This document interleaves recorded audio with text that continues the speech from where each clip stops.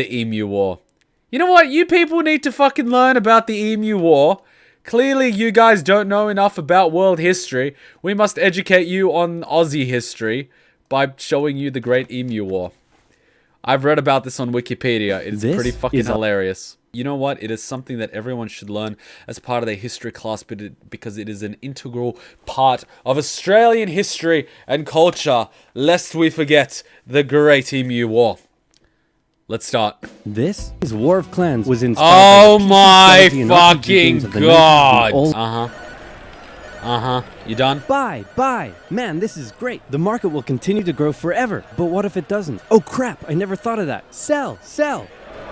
And the stock market crashed, which led to economic downturn, which meant banks wouldn't lend anyone any money, which led to more economic downturn, which meant everyone stopped buying stuff, which led to more economic downturn. And hey, what if all the crops in the Great Plains were destroyed in a drought and then a big dust storm engulfed the area? That's right, more economic downturn. And in an effort to combat the crisis, America began imposing tariffs on foreign imports, which made the economic downturn go global, and the earth got really depressed. But one nation that was hit harder than most by the whole affair, Australia. The problem for Australia was that it relied heavily on its export industries, and in the current economic climate, no one was buying. To make things worse, Australia had introduced its own currency and pegged it onto the gold standard via the British pound, but then the UK started messing with its own peg on the gold standard, and if this is starting to sound confusing, then let me oversimplify it for you. Hey UK, looks like my car is broken down. Want to give me a tow? No problem, friend, I got you.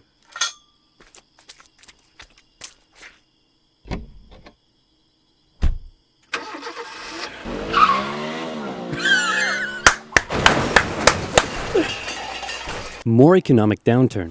The point I'm trying to make is things weren't good, and in particular, it was Australia's farmers that were suffering most. After the First World War, Australia had given returning veterans land for farming, but with the current economic crisis, the farmers just weren't making enough money, and many left to go find work in the cities. But for those who remained, things were about to get even worse. Before we get into that, it's time for some cultural exchange. My national bird is the bald eagle. It's a strong patriotic symbol of America and a deeply valued and protected species. My national bird is the peafowl. It's a beautiful creature whose vivid colors represent India, so we list it as a protected species. My national bird is the emu, and it's a pest.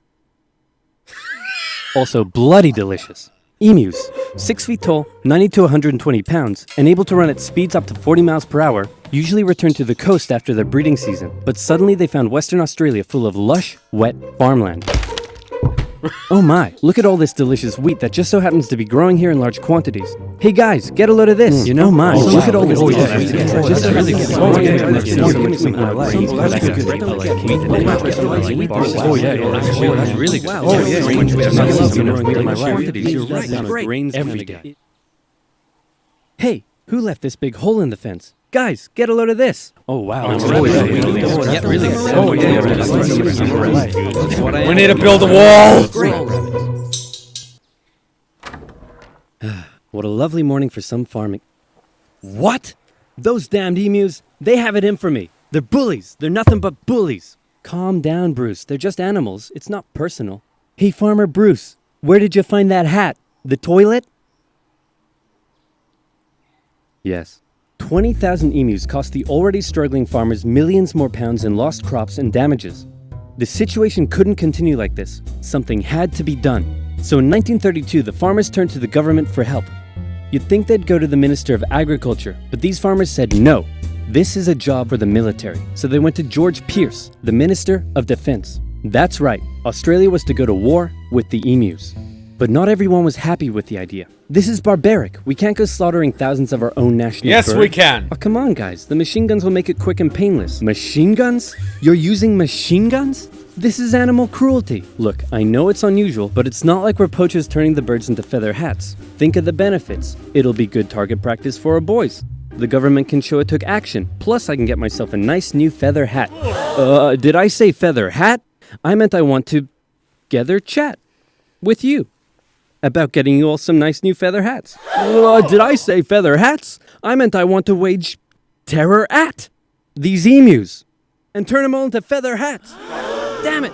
Of course, Pearce first made the farmers sign an agreement saying that they would pay for the whole thing and that Pearce wouldn't take any of the blame if the operation, that was clearly very stupid, turned out to indeed be stupid. And the operation went ahead. Major G.P.W. Meredith and his men were sent with 2 Lewis machine guns to hunt down and take out the evil emu population in Western Australia. Target spotted. Well, was it an emu? No, sir. It's an emo. Damn it, Jones. Learn your vowels. I'm sorry. Okay, it looks like the humans are coming for us. But check this out. I've come up with an amazing plan. See if you can follow me here, okay? When they approach, we run away. Sir, you're a genius. Pierce sent a camera crew along with the machine gunners to capture some good old propaganda for the government, and the first battle took place in November at Campion. The men spotted a mob of emus from a distance, so they set up their guns and opened fire. The emus split up into smaller groups and ran in every direction. The men were only able to kill what they called a number of birds, but the vast majority got away. Cut!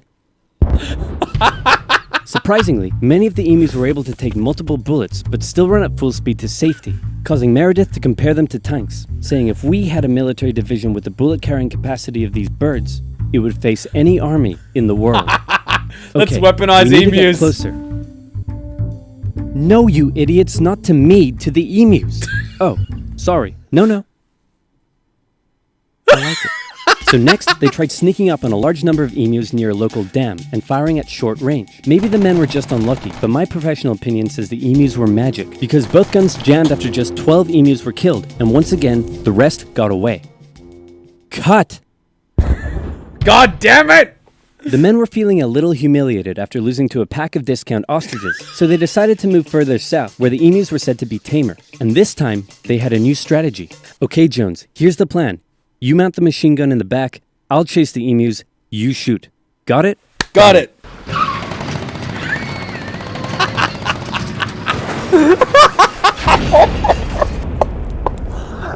I'm gonna shove that camera up your... The operation was a fiasco, and the press had a field day. In Parliament, Pierce was lambasted, and an opposition party member suggested that medals should be handed out to the emus, who had won every round so far. Pierce, feeling quite humiliated, called the operation off, but 4 days later the farmers approached again and said, "Hey man, the emus are still eating all our crops. Can you send the army back out here?" And Pierce was like, "Yeah, okay." So the operation was back on for round 2. And this time Meredith and his men had learned the emus' guerrilla tactics and were much more successful, with reports suggesting the men were cutting down 300 emus every week. I hope you boys are getting great footage of this. What on earth are you filming? Despite the success, the media had lost interest in the whole thing. But with 1,000 emus killed, Pierce finally ended the operation and returned to Parliament declaring victory for the humans. So there were 20,000 emus out there destroying crops, and you've killed 1,000. Meaning there's still 19,000 emus out there. Yep. And in addition, you've burned through 10,000 rounds of ammunition.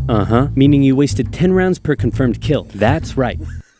Yeah, I'm gonna go ahead and call this one for the emus. At least I got a feather hat.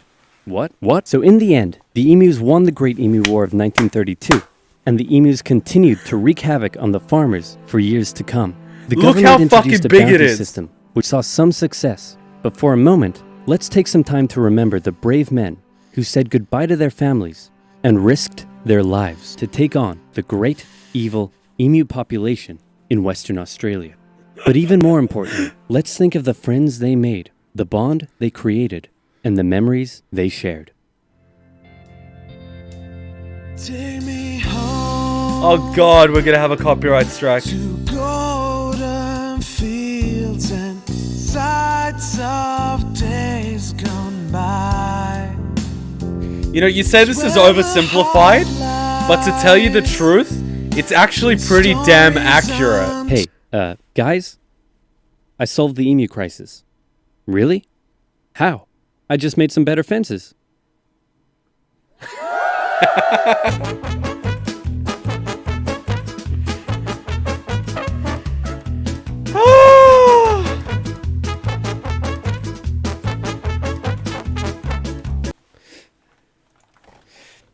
You laugh now, but when WW3 happens, all we need to do is go to Western Australia.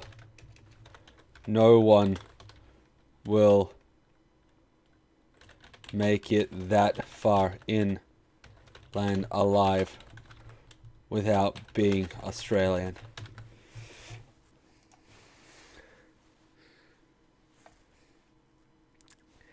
I think if kids watched Oversimplified, they would actually take an interest in history. You laugh, but kids don't know jack shit about history. Oh boy. Countries that are impossible to conquer. Fucking Australia's on top of that. Or, like, literally, if World War III happens, all I have to do is go to Uluru. Right? It's smack down in the middle of Australia. It's made of tin, so I'd probably get Wi-Fi. And I could just sit on it. Nothing would happen. You try to get tanks that far inland, good fucking luck. They'll jam. You try to get people that far inland, good fucking luck. You don't know where the water is.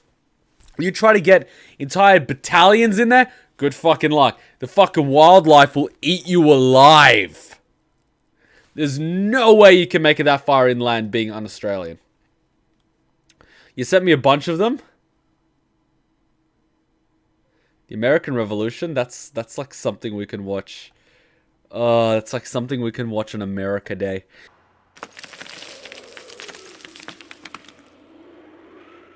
Vegeta, what does the scouter say about his power level? It's 1006. What, really? Yeah, kick his ass, Nappa. Yay!